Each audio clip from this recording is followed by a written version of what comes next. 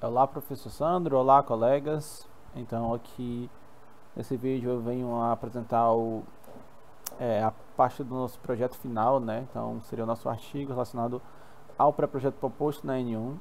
Então, o meu projeto,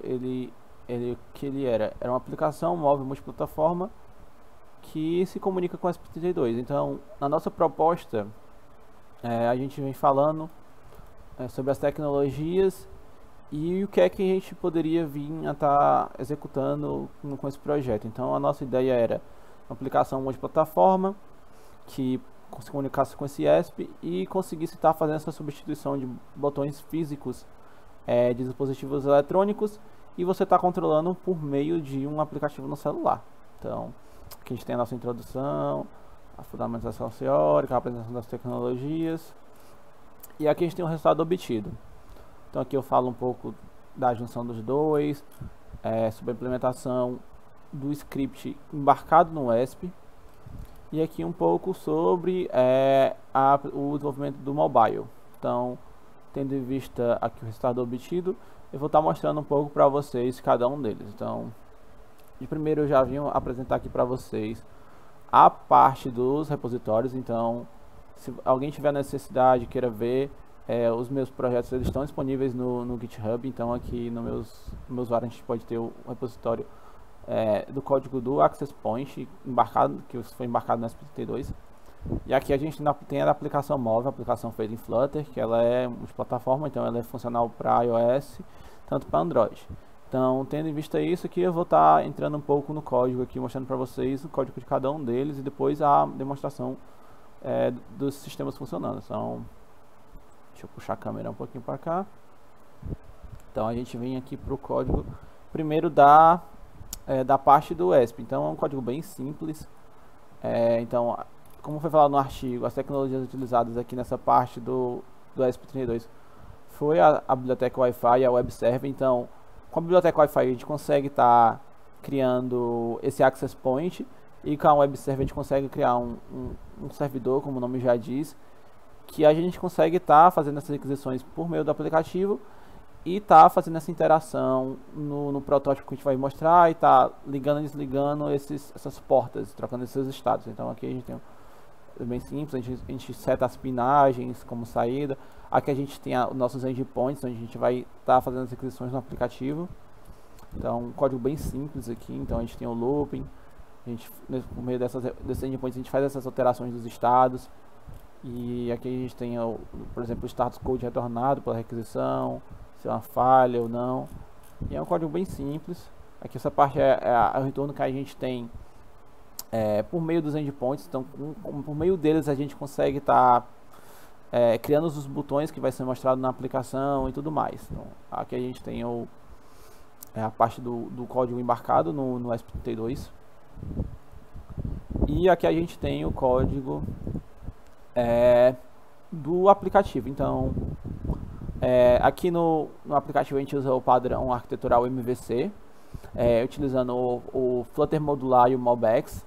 Então, por meio do Flutter modular a gente consegue modularizar o aplicativo. Então a gente consegue ver que a gente tem um módulo aqui principal, tem um único módulo que seria esse módulo home, e por meio do modular a gente consegue injetar dependências e também tá dando as rotas nomeadas do aplicativo. Então a gente tem as rotas aqui principais do aplicativo, que é a rota inicial, e as rotas do módulo. Então nesse caso aqui a gente tem só uma segunda rota, que é um font slider, que eu vou mostrar depois na aplicação também. Então, tendo isso, a gente também utilizou a componentização de componentes dos widgets. Então aqui a gente tem esse fracionamento do código para não colocar tudo isso numa página só. E deixa eu ver, aqui a gente tem uma classe de repository que a gente usa para os consumos das APIs da aplicação. Então é um script bem simples, bem conciso. Então deixa eu ver uma coisa que eu posso estar mostrando a mais. Aqui a gente tem os stores. Essa parte do store é responsável pela regra de negócio, a interação do usuário, que ele deve ou não fazer. Então essa parte aqui é do MobX. Então no MobX a gente armazena isso, e o MobX também, além disso, como ele é a geração de estados, ele serve para a gente estar deixando a aplicação responsiva e mais otimizada. Então, com ele a gente consegue, através das alterações que acontecem a gente consegue usar um componente chamado Observer, que ele consegue atualizar um único componente sem ter a necessidade de você estar renderizando uma tela toda. Então, no Flutter básico, quando você quer deixar a aplicação responsiva, você faz um set state. Esse set state obriga você a estar buildando uma tela toda completa. E o Mobex não, ele facilita isso. Então, tendo em vista isso, eu acho que a gente pode vir para a aplicação. A aplicação é uma aplicação bem simples. A minha ideia foi se assemelhar a um controle remoto mesmo. Então deixa eu puxar aqui só a minha webcam aqui. Então a ideia era se assemelhar com um controle remoto. Então nesse caso aqui, ela pega a resposta e consegue criar a quantidade de botões iguais à quantidade que é retornada pelo ESP na requisição.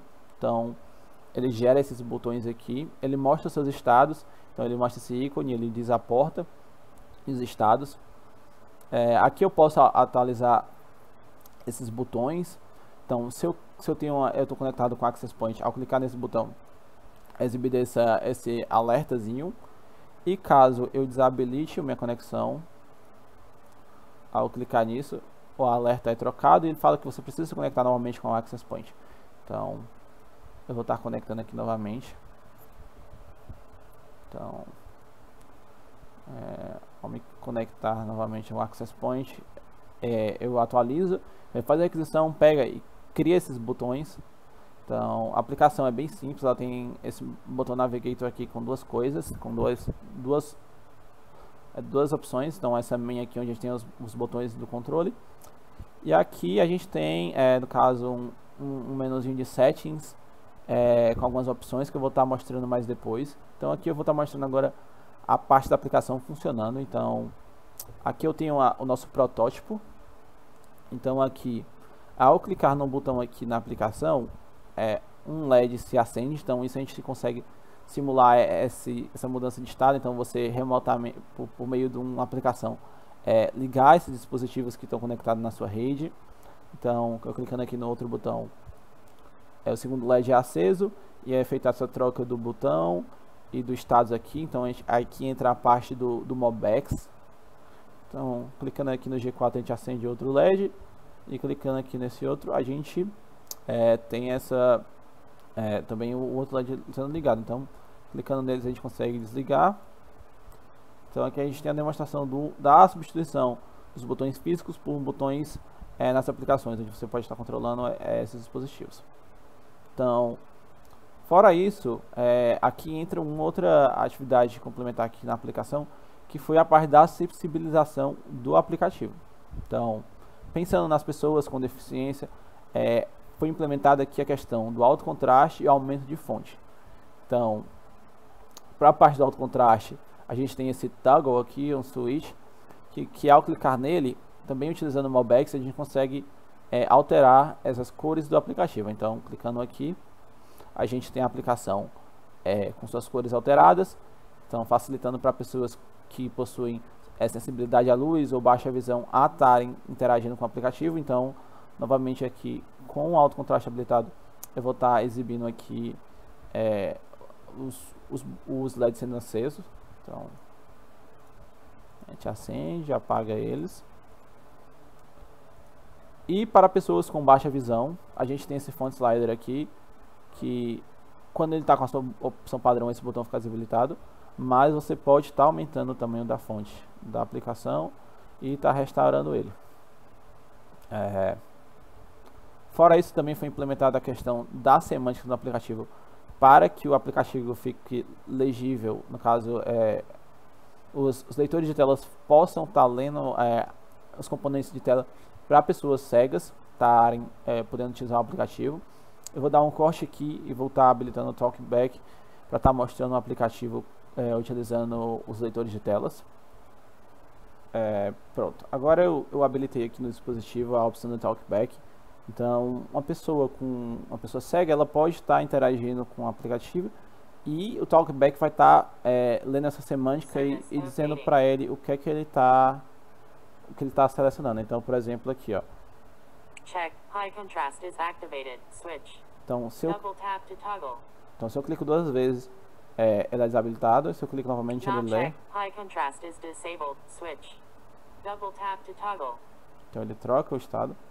Então voltando para a primeira tela do Button Tab 1 and Navigator, 2. a gente tem a Double tap parte to dos activate. botões. Então ao entrar aqui nessa tela, Tab 1 of 2. a gente ao Selected. clicar no botão, ele vai falar door, aí ele vai falar o nome dessa porta e os status. Então ao clicar aqui ele vai falar door G0 status off. Aí vai falar double tap to activate, para poder o usuário entender que ele precisa clicar 2 vezes para fazer essa ação com esse componente. Então Door G0.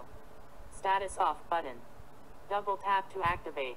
Então o usuário consegue entender e ele, ao dar 2 cliques, ele vai alterar o status e vai ligar o LED. Então, fora isso, na parte do font slider, ele tem uma pequena diferença que, Font slider. Back to já que settings pessoas button. cegas não conseguem Double tap to activate. visualizar esse slider e interagir com ele arrastando, ao detectar que a acessibilidade está ativada, o sistema transforma o que antes eram alguns labels em botões. Então ele pode clicar, Increase font size button. então ele, Double tap to activate. o talkback ele lê, fala que é um botão de aumentar a fonte, e ao clicar 2 vezes ele altera esse slider. Então ele arrasta para arrasta para a direita, no caso do A grande, e por o da esquerda ele fala que é um decrease Double tap to button activate. size, e ao clicar 2 vezes ele diminui o tamanho dessa fonte. Então ele diminui o tamanho da fonte. Então essa é a aplicação. Por enquanto eu fiz uma demonstração mais profunda no Android, e também essa aplicação também funciona da mesma maneira para o dispositivo iOS. Então eu vou estar pausando e vou continuar a demonstração do dispositivo iOS, mostrando. Olá, professor, olá, colegas. Aqui é a segunda parte, né? Então aqui a gente tem a parte da aplicação Flutter funcionando em dispositivos iOS. Então aqui a gente tem um Hackintosh emulando um dispositivo do iPhone 8. Então aqui a gente tem o dispositivo Mac conectado ao Access Point do ESP32. Então aqui a gente tem um circuito aqui logo abaixo. E aqui a gente pode estar fazendo interação com o aplicativo. Então, ao eu clicar num botão, o LED é aceso e assim sucessivamente. Então, ao clicar novamente, a gente dá habilita os LEDs. E da parte de alto contraste e aumento de fonte, a gente pode estar também mostrando que ela também é funcional nos dispositivos iOS. Então, a gente clica aqui, a gente ativa o alto contraste. A gente consegue mostrar os cards, habilitar eles e também executar o aumento de fonte deles através do slider. Então, ao mexer no slider, a gente tem essa alteração do tamanho da fonte dos componentes. Então, aqui se encerra a apresentação do nosso projeto da cadeira de microcontroladores. Uma aplicação multiplataforma que se comunica com o ESP32.